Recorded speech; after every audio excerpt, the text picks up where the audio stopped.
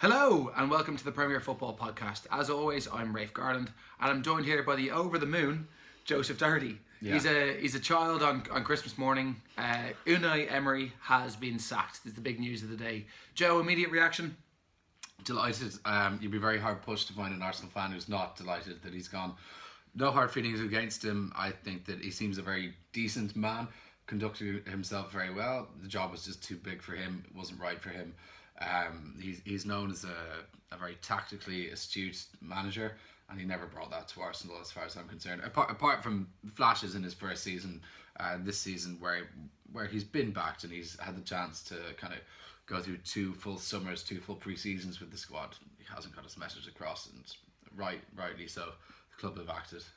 For you, obviously someone that's followed Arsenal so closely over the last couple of years, where did it all go wrong? Where because he started quite well, didn't he? He started very well, yeah. He came in and he had a reputation for a guy that makes clever substitutions. He sets the team up well. He recognises how the other team are playing. He tinkers quite well. What happened? Looking back at it now, I think that he became too much of himself. Like, he was tinkering too much. he was too focused on the opposition. He wasn't focused enough on what, like, his reputation was always analyzes the opposition and shows his players lots of footage on the areas they have. Which is quite the opposite of what Wenger used to do. It's a complete departure from what Wenger used to do. Absolutely, you couldn't think of 2 managers that were further away on that scale. But as regards to the first kind of 6 to 9 months of last season, it was going very, very, very well. Arsenal were up in third place, maybe down to 4th, kind of towards the end of March, and then just a complete departure. There was a game against Crystal Palace where he rung the changes and he played the likes of Carl Jenkinson, Mohamed El Neni, who were at best squad players. Yeah. Both out of the club now for good reason. Again, nothing against them personally, they just weren't up for it. Not good enough to play for Arsenal. And since that game, we've just fallen off a cliff, and he's never recovered from it. And it's like how much of it do you think is his fault? How much do you think the blame can be directed at some of the players in the squad? Like, we want to talk about the likes of Mesut Ozil, who's obviously a divisive character anyway, among the fan base, among the players in the dressing room. You know, whether or not he put him in the team or put him out of the team, he was going to be upsetting somebody. The issue with Ozil is, who I'll go on record to say he's been one of my favourite players in world football since he burst onto the scene at the 2010 World Cup. Okay. But I think since he's signed his new contract, he's been shocking.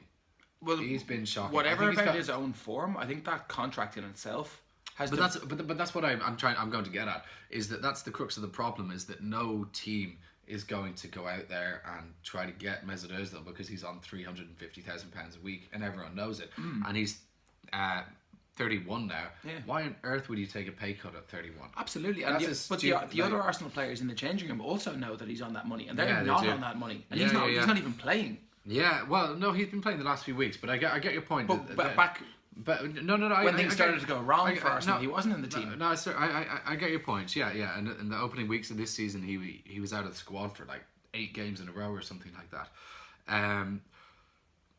That's a difficult situation to manage, and I don't envy Emery in having to do so. But he didn't manage it well at all. No, he didn't. Look, but he's got a divided group of players, and he's got a divided group of fans over this one player and his bumper contract. The thing is, Ozil is a very popular player with fans, and he's a very popular player in the dressing room. There were lots of fans calling for him to be dropped based on how rubbish his performance. Of course there are, and I'd be calling for him to be dropped and to be sold. I think I would have paid off his contract. I think the best thing to have done would have to pay. But it's a huge amount of money, man. Look at the effect it's had on the team now. What is it, 350 grand a week? Yeah, 350 grand a week. £1 million every 3 weeks. I'm sorry, if he's not. What are you going to do? You're either going to pay him that money every week to sit in the reserves. That's one option. To play to be involved in the first team, where he doesn't give. The manager's not using him in his right system. When he does play him at number 10, it's like when is his contract up? 2021. So the end of next season. Yeah. So at the end of last season, if they were to pay out their contract, that would have cost them 26 million by rough maths. To get rid of a player who's going to go and play somewhere else. 13 million a year, 26 million for 2 years. What do you? You can't. What are you going to do? Are you going to let him see out his contract where you're paying him that money anyway, and he's giving nothing to the team? Are you unless you have a manager? Because Unai Emery was never going to be able to use him how he wanted. He's not his type of number 10. So his why, type of number why 10 was is an Emery Aaron Ramsey. appointed? And why was it Ramsey let go? Like That's these were not decisions that Emery made. The letting Ramsey go. The only reason I was happy to see the back of Ramsey, and it's a very small reason, was because it seemed that he was playing games with the club, or his agent was playing games with the club. He so blatantly let his contract run down so that he would be being offered this other money from other clubs, and then Arsenal would have to up their offer. So his agent's being very smart. He's getting his client the best offer for his services. But that happens everywhere. So but that's what I'm saying. It's a small part of me that was glad to see the back of him, because if you truly love the club, you don't make the club.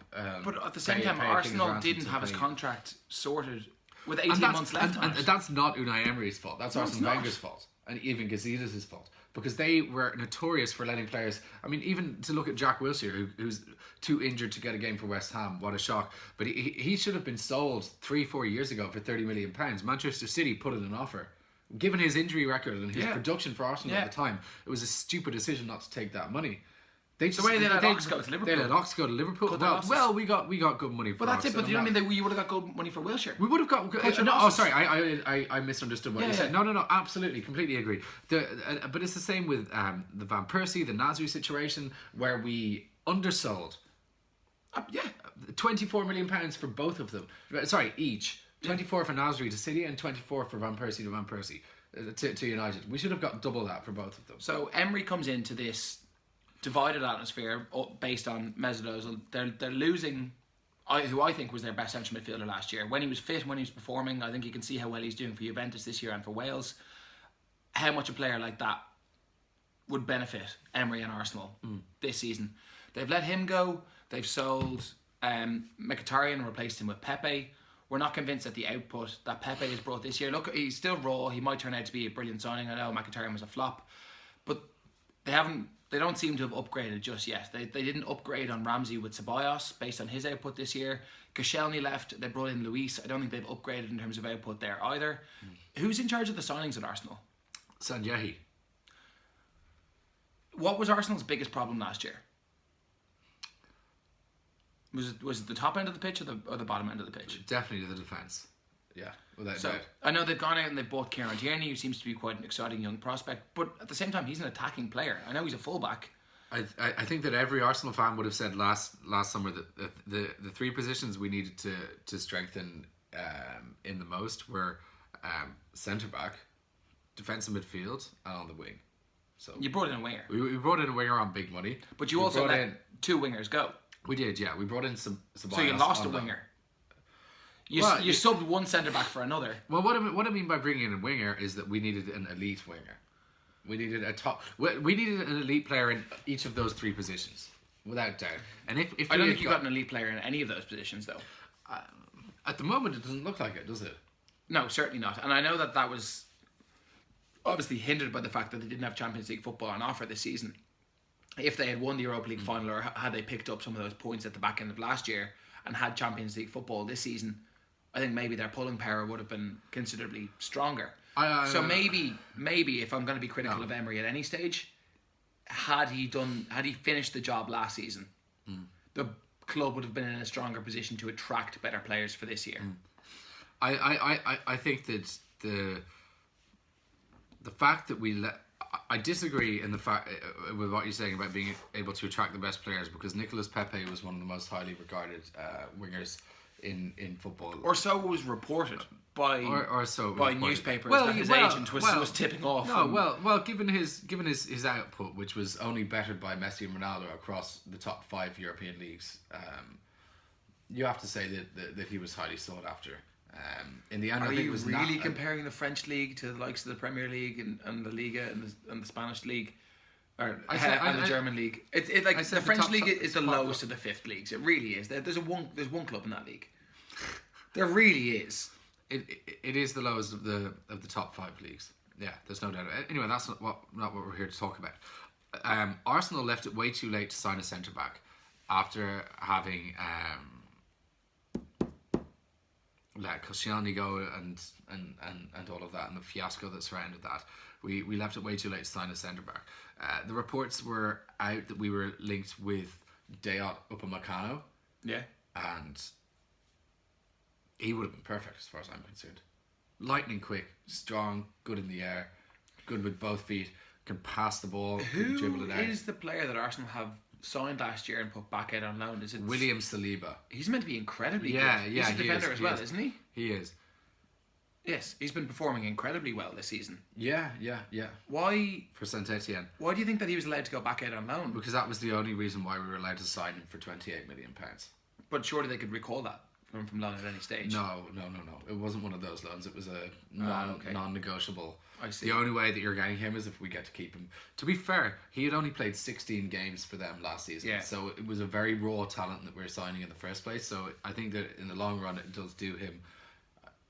This season is not the season for him to have come into Arsenal. I'm glad that, and I'd almost say like Tierney and Pepe must be thinking like, what the fuck have we got ourselves into? Excuse my language, but like this is a absolute shambles. Yeah, and it was a total shit show from the start. But I mean, was Emery always doomed in the job?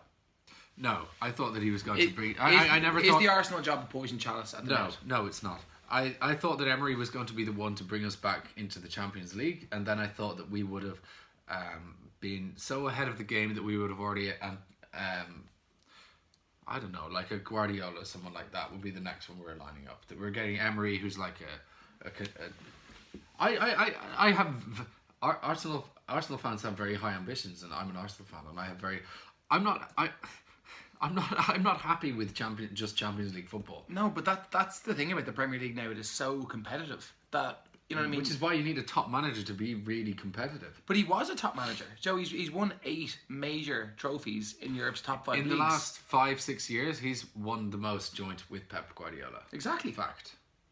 He is a top manager. He's an elite manager. Yeah. He's exactly who you wanted. But he couldn't get the job done because I don't think that the circumstances at Arsenal are favourable to managers coming in. He wasn't the right manager. Jose Mourinho came out. I know he's just taken the Spurs job, and of course he's going to wind up the Arsenal fans, but he said that he didn't want the Arsenal job because of the structure at the club. The structure of the hierarchy isn't right. The way that they have the shared ownership split between 2 people, the recruitment, nobody's really sure who's running it.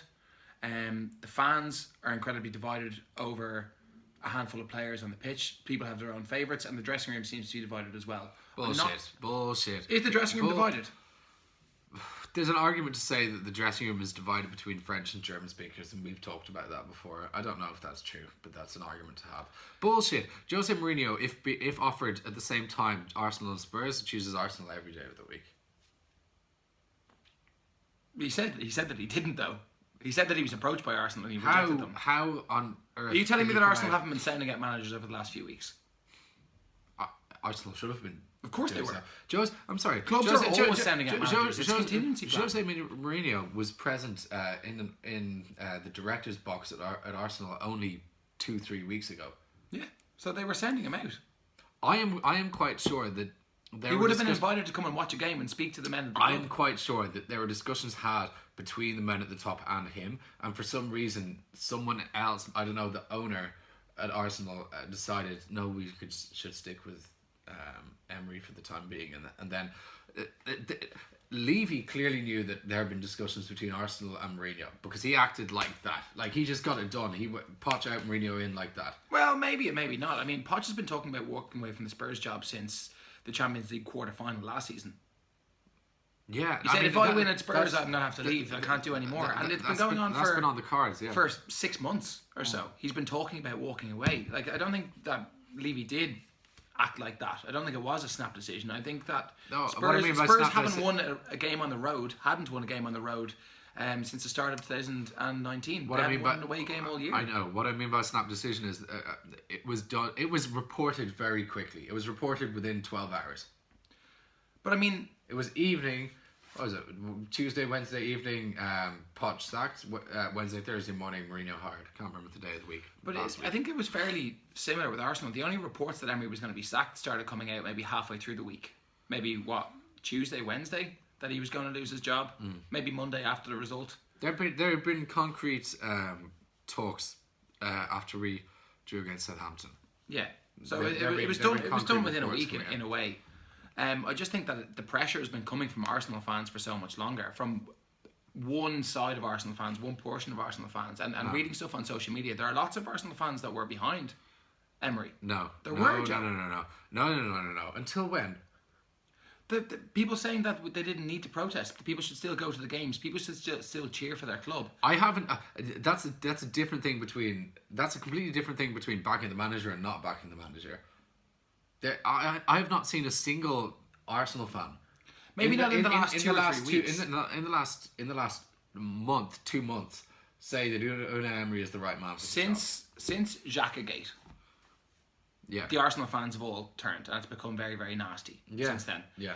But what created... I know we did a whole special on Xhaka, and you obviously spoke a lot about it, but the factors that led to that breaking point, that brought it to a head, were Arsenal fans getting on the back of their own players and their own manager.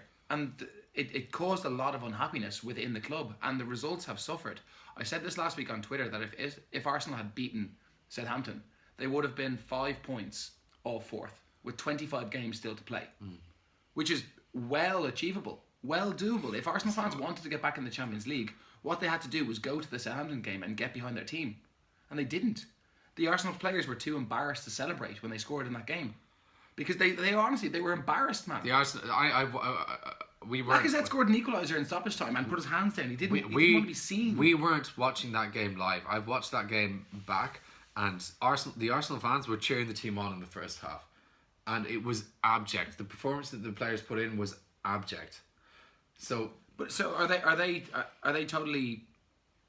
The players are to blame for this as well as Emery. They haven't bought into his project. But they bought into it for a while last year, and then they did. Down tools halfway through the season. No. Like we talked about before we went on air, I don't know what went wrong. I could put a bookmark in it and tell you when. It was in late March, early April, that the results went south, and the performances and how he started setting up the team and everything, the players' commitment, literally everything about the club has been wrong since then. Before then, people were clearly buying into it. He was getting, even a couple of times this season against Spurs, against Aston Villa, he got a response from players. He got them fighting for the badge. But there's clearly been something, and maybe it will take us to see how the next man fares, to see what it's really maybe like. Emery will write a book one day and talk about a fist fight between Mesut Ozil and Pierre-Emerick Aubameyang You never know. that's totally destroyed his legacy. Yeah. We don't know what it is. We're not in the training ground every day. We don't see it, and that's part of my frustration with the social media stuff and fans having a go at managers for team selections. They don't know what's happening. They don't know how players are performing in training, what their attitude is like. There could be guys just showing up, rocking up, doing the bare minimum, strolling out of training. The guys that perform on match day, and Emery could be trying to motivate these guys, saying, "Look, you've got to perform, you've got to show up, you've got to want this, you've got to be involved." I'm not saying this is what's happening, but we don't know, and fans are so quick to judge what's happening. Liverpool fans did it midweek as well with Jurgen Klopp. I know, this is Jurgen Klopp that has Liverpool 8 points clear after 13 games. Yeah. He's had them in 3 consecutive European Cup finals, but he didn't play Trent Alexander-Arnold. 2 consecutive European Cup finals. 2 Champions Leagues and 1 Europa League the year before. Was the Europa League literally the year before? Yeah. Anyway, 3 in a row. Yeah. But people were raging at the team selection. But there could have been anything, any reason that Trent wasn't in the team, or that he didn't play a more creative thing. The people don't work with the players every day. No, they don't. They don't spend their whole week planning around these games. They don't look at all the fixtures that are coming up. Considering how many miles players have done recently, internationals, who's played a lot of games. Fans just see what happens on match day. Everyone has their own opinion, and everyone thinks that they know best. Yeah. What I will say about Arsenal and what I've heard about how things have been over the past few months is that Emery never really committed to what was happening there. He was always going back to Spain when he had time off. He was never engaging with the players and really like getting to know them and the staff. And apparently he got a few people's names wrong in certain cases, which is shocking. You can't do that. That's embarrassing. Who was it? That's Joe Kinnear. Yeah. In Dogby, wasn't it? Yeah, I can't remember what he called in Zogbia, but he ended up calling him Charlie, which is not too far from his name, but like, Jesus Christ, embarrassing. So if that's true... He called him Nzonzi or something though, didn't he? He just totally got his name wrong. Something like that, yeah. Or Mike Smalling. Yeah. Louis van Gaal called Michael Smalling twice. Yeah. Oh my God. If I was a player playing for a manager who was getting your name wrong in press conferences, I would not be playing for him. No. Do you know what I mean? No. So if that's true, that's understandable. And on the flip side of that, the players never warmed to him because he was like that. And apparently they openly mocked him. Like, not just in private kind of get-togethers between 2, 3, 4 players, but in, like, walking around training, like, good evening, that sort of, like, openly mocked him, which on both sides, on both fronts, it's absolutely shocking. So it shows that he was a dead man walking from some time ago. But I mean, whoever comes in, I know Lundberg's got the job temporarily now. Whoever comes in has really got to be a strong manager. Someone that's got to take charge of that dressing room. And I know that we spoke about Mourinho a minute ago. I think he would have been the perfect man to I think so too. And whip the changing room into shape. There are a few others. I think that... Sean Dyche. Absolutely not. I think Brendan Rodgers would be capable of that. Is he not too friendly though? Is he not too passive? No, he's not. No. He's not. It's all about the project that he's building. So whatever he has to do to make that successful, he's going to do. I think Massimiliano Allegri would be able to handle the egos. I think he'd be well capable. I think Carlo Ancelotti would. He managed Chelsea successfully. Of course he would. During Roman Abramovich's heyday as chairman, where he was really involved in the... Like, he's not... I don't even think he has his visa anymore for the UK. Abramovich, that was revoked last year or the year before. Yeah, no, he's not been around at all, has exactly. So that was when Abramovich was having a very hands-on approach to the club. Now everything's through Marina Garonovskaya. Actually, while we're talking about Abramovich, I heard something very interesting this week. That I you know that I love a nice little conspiracy theory, and we like to get a little bit political every now and again. Yes. There's this concept that that Abramovich has become less hands-on with the club. I'm not so convinced that he ever was massively hands-on in the first place. I think that he was very... he had a very high public profile the first couple of years that he was involved. But apparently the whole Chelsea project was a publicity project. It was for him to boost his own profile in the UK and to actually establish a name working for Russia within England and give themselves kind of a base and a ground and a headquarters. Yeah. I know that you're interested in Soviet relations as well. Post-Soviet relations as well. Yeah.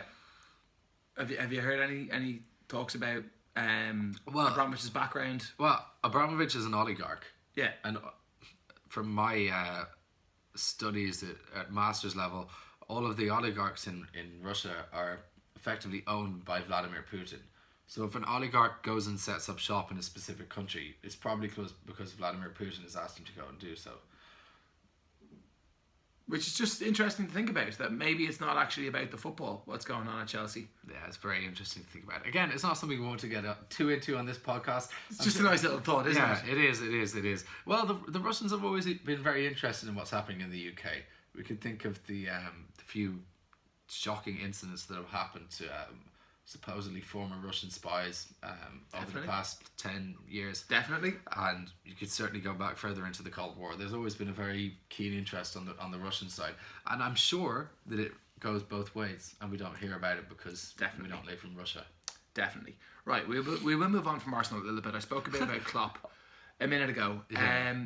I would love to talk a little bit about Pep Guardiola and the project at Manchester City at the minute. Are the wheels starting to come off? It seems that way, doesn't it? I think there are a few suggestions that that's the case. I think that it's common knowledge that the although they need to be competing and arguably winning the Premier League, the one trophy that they're really supposed to be challenging for is the Champions League. And they've not been doing that. And the draw against Shakhtar Donetsk at home the other night, although it doesn't put them out of... They were already qualified. No, they are qualified now as a result of that. Yeah. But that was all they needed. Yeah.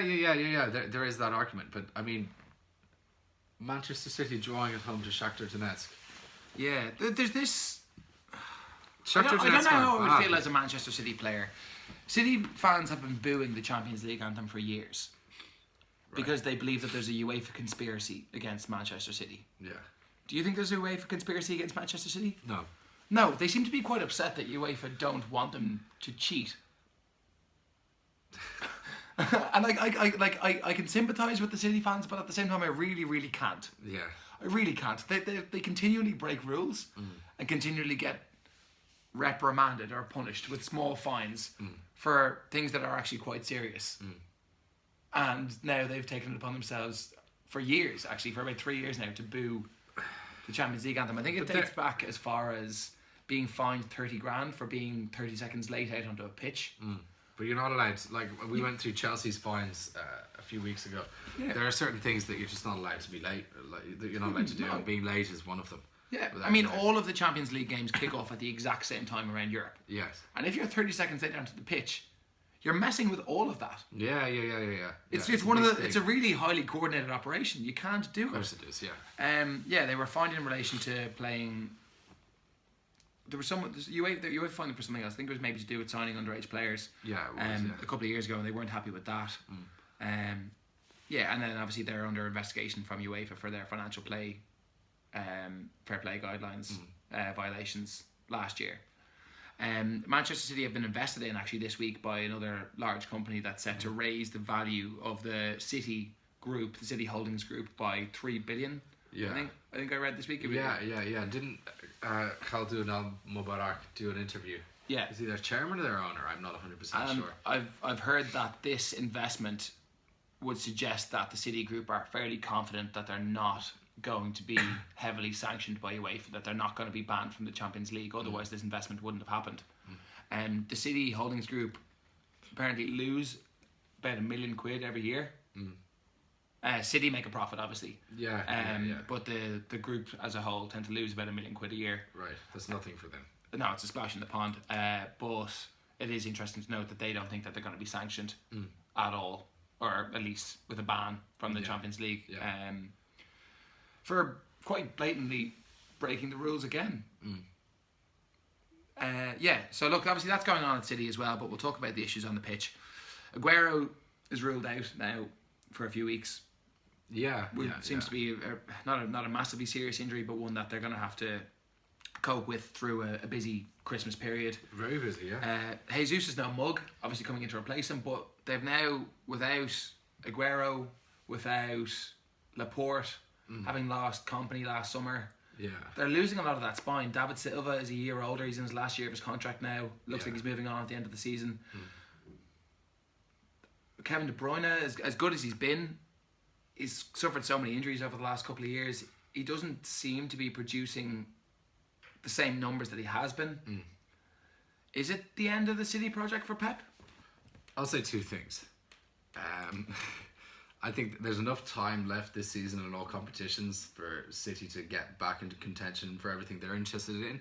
But at the same time, I think that Pep Guardiola is clearly not a man who likes to hang around too long in any job that he's in. The only job that he's stayed in for more than 4 seasons so far has been the Barcelona job. So I think it's probably a natural progression. And that was his first job. Yeah, exactly. Yeah.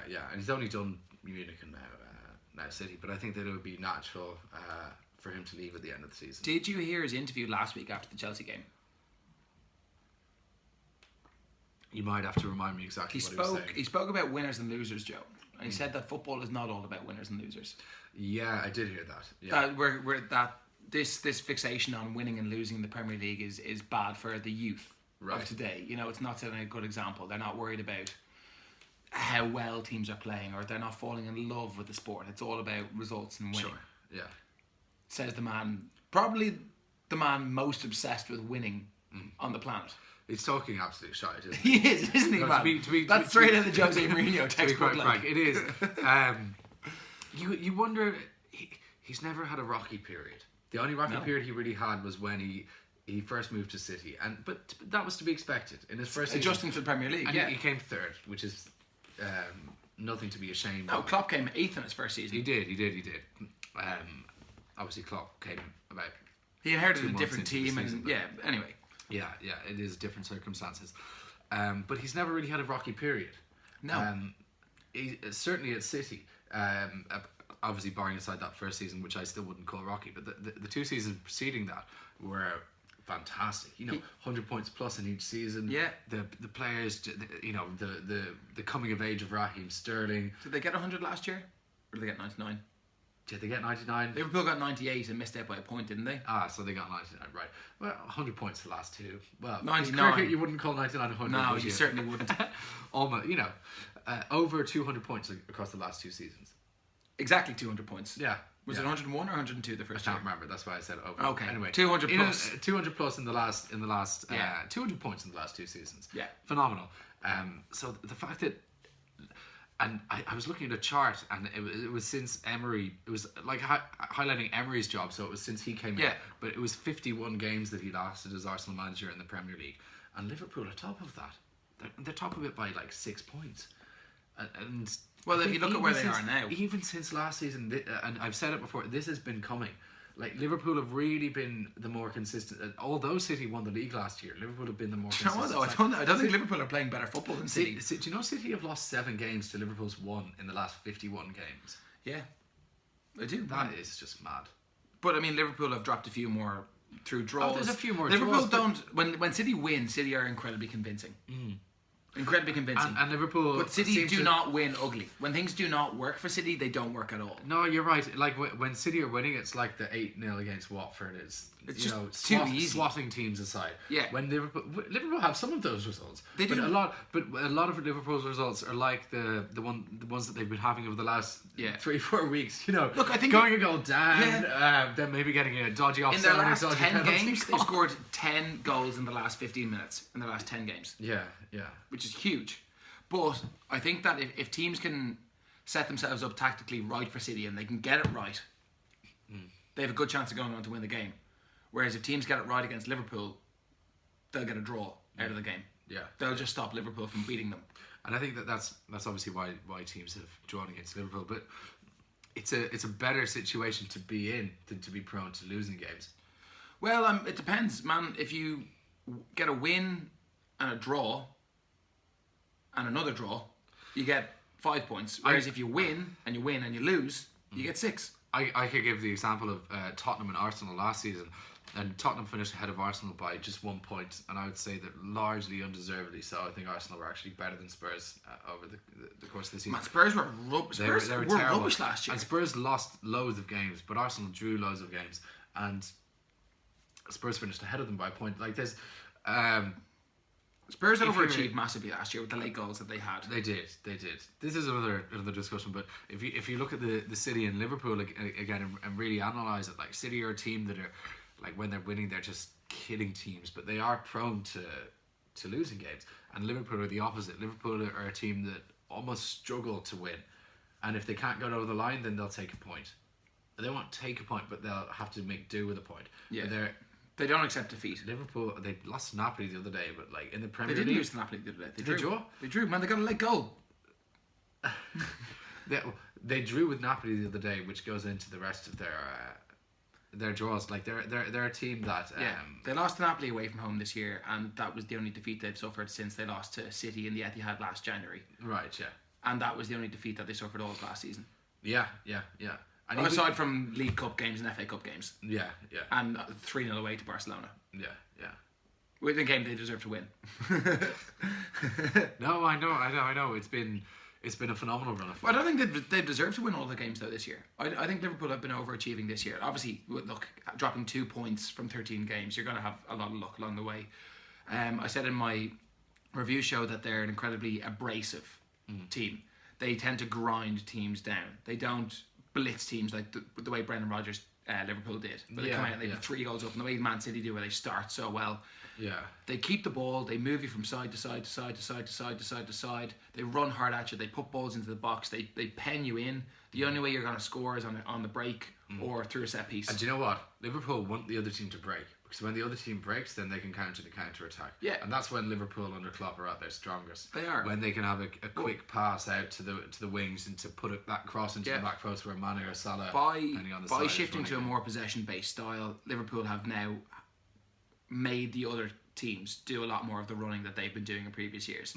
And they're grinding these teams down, having them run for 80 minutes plus, just chasing the ball and dealing with crosses into the box and putting them under constant pressure from different... They're thinking about Salah, Mane running in, overlapping fullbacks, midfielders changing positions, and it's quite similar to the way Guardiola would have set up for years gone by. You know, with different attacks coming from different areas of the pitch. At City, you know, they've kind of created the textbook Man City pullback, the cutback, and finish. Yeah. But the way you would have played at Barcelona, where they had circles all over the pitch. The Wenger cutback. Circle, yeah, well, the Wenger cutback, but the way Guardiola would have played with circles everywhere. Yeah. But what it does, especially with now the fact that they've been winning games and scoring like goals, teams expect it now at the end. They know that in the last 15 minutes against Liverpool, they're going to be tired, they're going to be under pressure, and I think they're almost expected to concede goals at this stage. Do you remember the way when United used to be playing later? Everyone just knew they were I was just going to score. say, it is so similar, the way that Liverpool have been collecting dodgy points. But they're not dodgy though. The way we can never appreciate the United ones. What did we say about United's late goals and all? We used to say that they paid off the refs and they were lucky. What are everyone saying? We used to come up with any excuse under the sun. What is everyone saying about Liverpool's relationship with VAR and lucky. Yeah, exactly, look, it's the same. Yeah. But look, we all admit that Ferguson was the best Premier League manager of all time. That's what I'm saying. It's just so hard to appreciate at the time. Let me ask you something. Has Klopp looked at Sir Alex Ferguson, who, by the way, is the one manager, if you're looking in Premier League history, who you want to be looking at the most, and said, right, this is the model for success in the Premier League. I think he has. This is how you do it. And he's an incredibly intelligent guy. You get a squad that on paper kind of looks like, how are they doing this? Just a lot of workhorses. Well, it's England. That's exactly right. And it's just working so well. I mean, you could think of the other... you turn your home ground into a fortress. You don't lose at home. Yeah. Jose first and foremost. Jose got hit the nail right on the head. But Fergie knew that as well. You don't lose at home. You win your home games. Do you know what? Wenger knew that as well. Because Wenger's teams were... Even up until his last season when we were shocking. I mean, we were awful away. You don't get beaten at home. Yeah. First and foremost, you don't get beaten at home. Yeah, you go on the road and you work hard and you don't give up any easy goals. Yeah. And if you can score one, you can score exactly. one. At the least away from home, you get a point. Yeah. You're really like...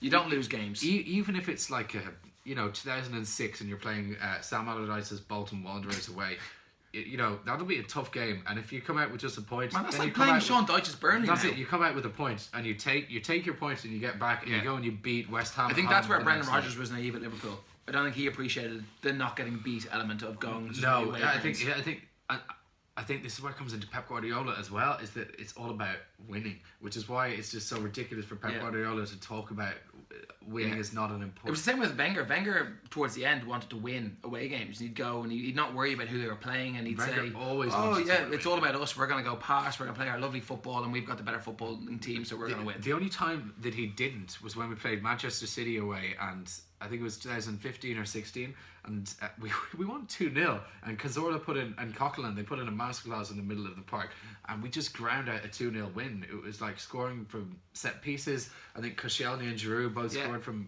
corners, and it was like just shut up shot. Liverpool scored a lot of goals from set pieces last year. I think they scored 15 goals last season from set pieces. They scored a big goal from a set piece the other night against Dejan Lovren. City don't score goals from set pieces. But they score goals from crosses. From on the ground. Yeah. From cutbacks. They do, but it's not from set pieces. Set pieces are a different part of the game. They are. I get what you're saying, yeah.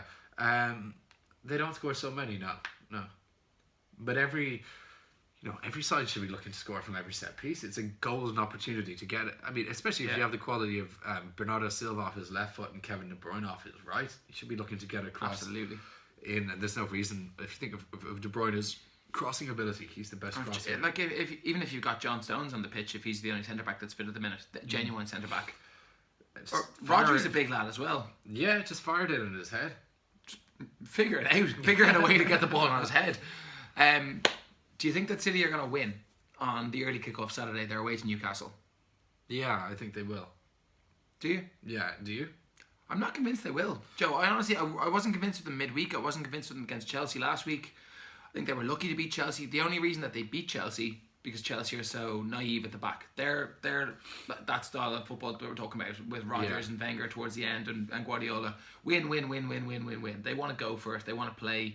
They're a young team, young, exciting manager. Fair enough, let them do it.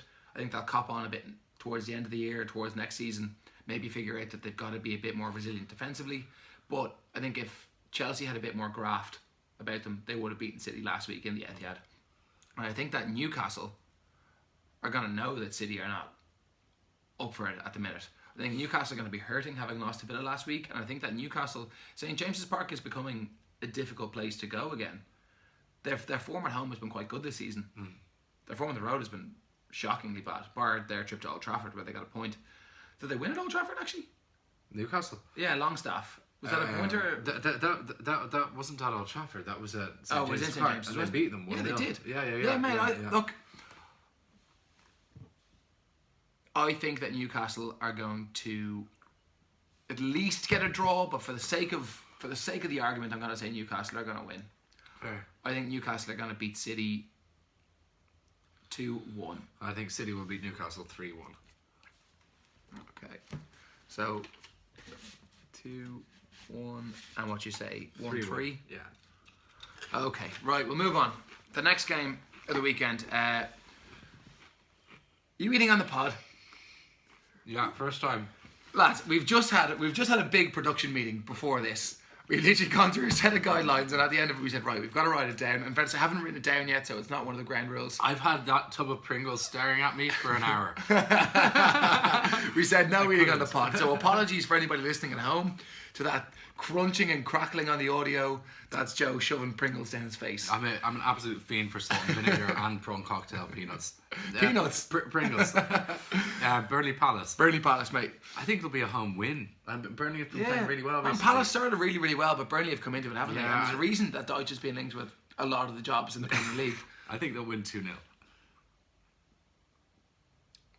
I think Palace might get one. They got a penalty. I was just going to say they can get a Milivojevic. Yeah. I'm going to say 2-1 to Burnley. I'll say 2-0. You're going to say 2-0. Yeah. Stick with it. Right, Chelsea host West Ham, London derby. Chelsea win. Mate, I don't think West Ham could No, it's not their fight day. their way out of a paper bag. It's not their day. I'll go 3-1 Chelsea. 3-0. 3-0. Right, I'm going to say 5-0 Chelsea. Are you?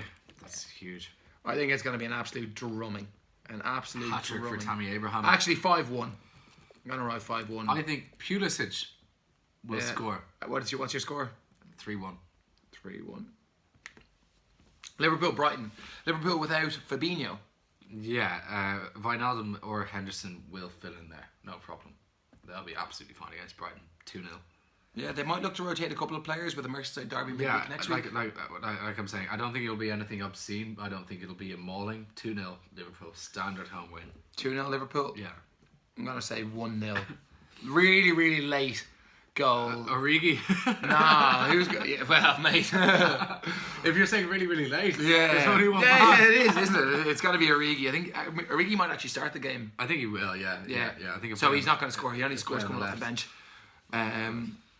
Spuds host Bournemouth. Jose Mourinho in charge at home for the first Premier League game. Yeah, 2-0 again. Spurs. Bournemouth.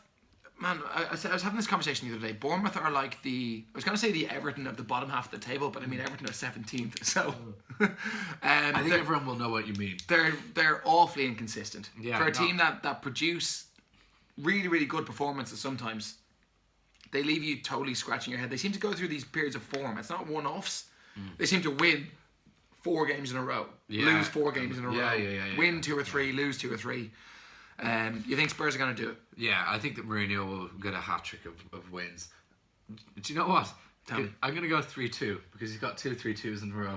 And just for the crack, Bournemouth can be... Yeah, I'm going to go for 3-2. Bournemouth can be sticky. I was saying 2-0 before, but 3-2, yeah. Nah, man, I think it's going to be a big Spurs win. I'm going to say 3-0. I know Cam Wilson often scores on the road, but I think that Mourinho is going to have spent every day drilling those Just doing defensive work. Yeah, drilling those lads into... It's just going to be defensive work. Do you know what? I'm finding it hard to hate Spurs as much as I usually do with Mourinho in charge. Man, I found it really easy to hate Arsenal recently. I know everything going on is just... anyway. I know you have. We'll talk about Arsenal in a second again. But first, Southampton host Watford. The Saints host the Hornets. The Southampton Saints against the Watford Hornets in the EPL. Now look, Watford have seemed slightly better on the road this year. They've only picked up 8 points from 13 games. Their only win has come on... They did win a game, didn't they? Yeah. Yeah, they won on the road at Norwich, was it? Yeah, that was it, yeah. I think it... Do you know what? I'm going to go for a 2-1 Watford win. Are you? Yeah. I think Troy Deeney was back on the bench for Watford last week, so maybe he might get a start this week. That's maybe not a bad shout. He's a serious upgrade on Andre Gray. Man, if that's the case, Hasenhüttl is going to get sacked next week if they lose at home to Watford. He'll have to, won't he? I mean, that I didn't put him in my sack race because I was kind of expecting Southampton to be down. I actually still expect Southampton to finish last. I think that they're the worst team in the league. Are these the two worst teams in the league, or do Watford? I think Watford have a bit more about them. Man, Troy Deeney is a serious lad. Yeah, Delafeu as well on his day. Like Watford made the FA Cup final last year. I mean, in terms of character, Troy Deeney is a serious character. He's not going to let his side get relegated like that. Yeah. I think he'll pull them out of trouble. I hope he does. I quite like him. I've heard him interviewed a couple of times. He comes across well. Yeah. You know what? I think Southampton played quite well against Arsenal last week. I think they actually should have beaten Arsenal by 2 or 3 goals. I know that look, Arsenal were absolutely rubbish, and we won't get into that. But I think that there has been enough about Southampton recently and Watford. Man, it's a big 6-pointer, bottom of the table. Both teams looking to do well. 0-0 draw. 0-0 all day. Norwich, Arsenal. Joe, I'm really excited to hear your prediction for this one. 5-0 Arsenal. Away from home. Yeah. Away from home. Yeah. Arsenal winning 5-0 away from home. Maybe 5-1. Okay, Joe's forfeiting this one anyway. I think it's going to be a 1-1 draw. It's not going to be a draw. 5-1 Arsenal. 5-1. It's going to be more of the same shit from Arsenal, but they're going to get away with it because Norwich just aren't really that good. It's going to be 1-1. And probably a much more exciting game. Two teams that have actually been playing really, really, really well recently. Wolves take on Sheffield United in what's probably the game of the weekend. 5th versus 6th. I think that's a great game. I'm really looking forward to that one actually. That's Sunday. I really hope that's on TV ahead of Arsenal, but it won't be because Arsenal are who they are. But that is the game of the weekend. Yeah. I'll go for a Wolves win, 2-1, a narrow one, but end to end. Yeah, two managers who set their teams up in the right way. Yeah, both teams look to play football. Do you agree with my prediction? Sheffield United. Well, we'll have a look at it in a sec. I'll give you my verdict. I want to think out loud for a minute. Sheffield United were absolutely fantastic last week against Manchester United. They pressed so well. I don't think I've seen a team press so well. Better than any Liverpool team I've seen pressing over that. Maybe Klopp's first year, the end of Klopp's first year in charge, their pressing game was fantastic. But he's a good coach, Chris Wilder. I haven't seen a team press as well since then until Sheffield United played United the other day. Their pressing was outrageous. I think they were a bit tired by the end of it. Let United back into the game. They do seem to perform a little bit better at home. I do think that Wolves, with their pedigree, being at home, do have the edge, and I would back them to win. But I mean, Sheffield United are no mugs. Do you think Nuno will be distracted having been linked to the Arsenal all week? No, unless he's actually going, unless it's concrete and he's going to move. But I don't think it is going to be him. You spoke about the need for an elite manager at Arsenal earlier, and I don't think that. I think that if Nuno went in and things started to go sour, he could well find himself sacked by the end of the season. With the Arsenal fans are same for Arteta. And I wouldn't have Arteta. Do you know what? I like Nuno. Anyway, it's not the time for that. We can talk. Yeah, Wolves will get the job done. 2-0. Lundstrom's going to score 2-1, man. I'm going to go with you. Of course, yeah. You know, that's what it's going to be. It's going to be 2-1 to Wolves. Yeah, it is, yeah. Leicester hosts Everton. And look, if Everton decide to show up, it could be one of the best games of the weekend. I'm going to go 4-0 Leicester. 4-0 Everton, yeah. 4-0 Leicester. Jamie Vardy hat-trick. Yeah, man. Look, Leicester, I think are probably the best team in the Premier League at the minute in terms of performances week in, week out. Very good. They're playing the best football in the league. As a Liverpool fan, I think that, I said on my show during the week, I don't think Liverpool have the title in the bag, and if anyone is going to take it off them, it's going to be this Leicester team. They don't look like stopping anytime soon. They seem to get better every single week. They've got such a likeable group of players. Manager that seems to know what he's doing. Everybody's singing off the same hymn sheet. There's so many players who all of the top 6 fans are saying, "Oh, I'd have him. I'd have him. Actually, I'd have all 3 of them." Actually, have the whole team now. I think about it. Yeah. No, Leicester are a serious side, especially at home. I don't really give Everton a chance either. But unless Everton can be really good when they show up. They gave City a really good run for their money a few weeks ago. But so what'd you say? 4-0? 4-0, yeah. Yeah, I don't think it's gonna be. Man, it could be. Of course it could be. They hammered Watford. Southampton. 9-0. Yeah, they really took them to the cleaners and then some. 3-1 Leicester. Which brings us to our least favourite team in the world. We're not talking about Aston Villa, by the way. Yeah, Manchester United host Aston Villa. Yeah. Do you know, I'm going to go for a Villa win. Do you think so? Yeah. 2-1. Yeah, I think Villa will be pumped up. I think Villa have really grown as the league's gone on this year. Unfortunately, I don't see them going and getting a win, but I also don't see United winning the game either. I think this will be a draw. It's just a matter of the score. United are going to concede. Villa aren't going to score a whole lot, though. I'm going to say 1-1 draw. Yeah. 2-2 draw. Are United going to win 2-1 because they're just that kind of... No, they lost it. They're not good. No, they're not. They're really not good. Really but not I think good. that they're 2-1 United. 2-1 Man U. As much as it fucking pains me. Yeah, so that's the end of the previews. Joe, as always, it's been an absolute pleasure. Yeah, thanks so much for stopping by. It's nice to see Well you. done with the meeting earlier. You are going to be fined 50% of your day's wages for eating on show. Considering I'm the managing director, I don't think that's going to fly. It'll be discussed in the next board meeting. Thanks for joining us, guys. As always, we've been the Premier Football Podcast. Rafe and Joe Doherty. Please, by the love of God, for the love of God, if there is a God, there's probably not a God. That's a whole other podcast. It's a whole other podcast. But anyway, forget about God. Subscribe on YouTube, for goodness sake. Please, thank you. Goodbye.